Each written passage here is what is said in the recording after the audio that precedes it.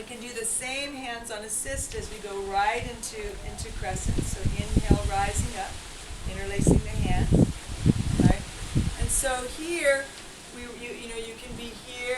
This is the place where, as you bring the hands behind the heart, it does everything for you.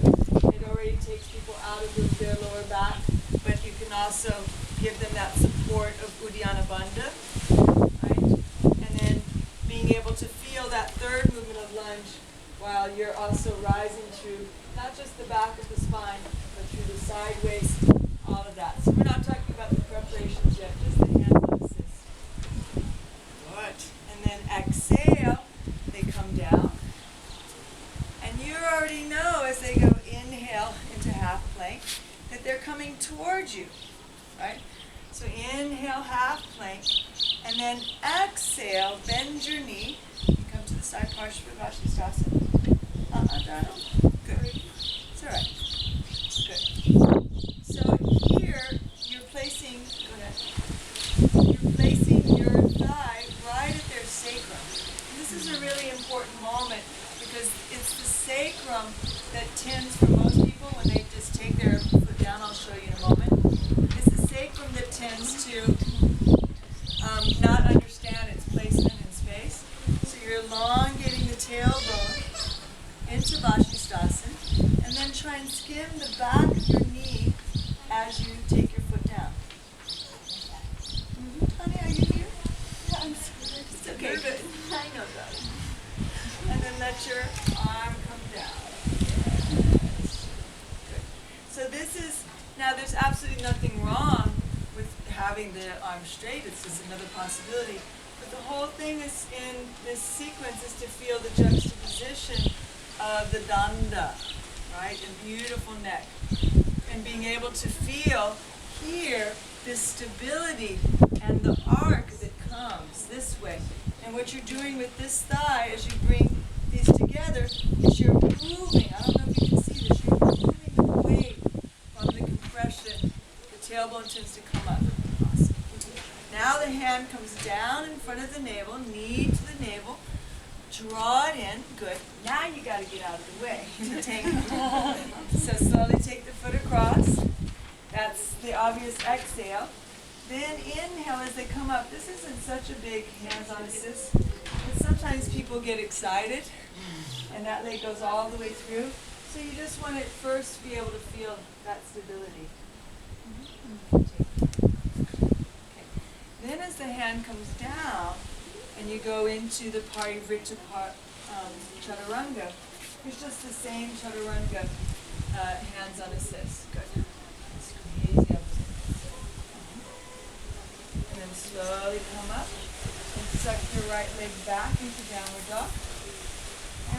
Heather has a little 1-year-old at home. I haven't been able to pick on her for a long time. Take your leg into the sky, same leg. Bend your knee. Good. So this whole thing of scorpion in downward dog it's a beautiful place to teach that extension. Remember how we were doing this alignment of this weird little alignment? Did anyone feel it work? Where you can divide those, it's really like the points of the chakras. So you're going to take their hips back and now draw your heart forward between your shoulders. Good. And it's just it should feel really good. It seems simple, but it really gives the traction that people need. And then they come forward and line up the knees, and then you're back into that chaturanga adjustment. Beautiful. Go all the way down. And then this whole thing of like, how do you help people feel that fluidity? Inevitably, you're going to find the log torso. There's like, you know, and we don't want them to feel any judgment. It's most important to me to be able to feel that they can be in this practice. So let them come up, and as they come into that right asymmetrical movement, this is a place to really feel the kind of art of hands-on assist, where you're following them and you're just simply giving them this guidance of the kind of figure eight that can happen through the upper body. And it doesn't have to be any one way.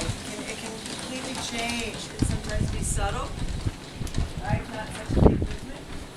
And then they come down and they relax. And inhale, rising into upward dog, and the whole dance begins again. If you like, we can try this. There's this thing of letting one finger really just fit right into, I'm sure you all do this for yourself, where the thumbs are at the occiput, and then you can feel where the atlas and axis are. And this whole thing, it's a kind of an art, it's like a baptism of helping people feel the back bend come and this release back that is really like a spiritual state. And so many times people are just dunking their head back or holding it. And this whole quality of like the clouds moving through the sky. So we've been adjusting at the shoulders. We can try and get that feeling. And it's also beautiful for you in your hands. Because it's not like such a, there's some adjustments where we're like patting the leg like a horse. But this is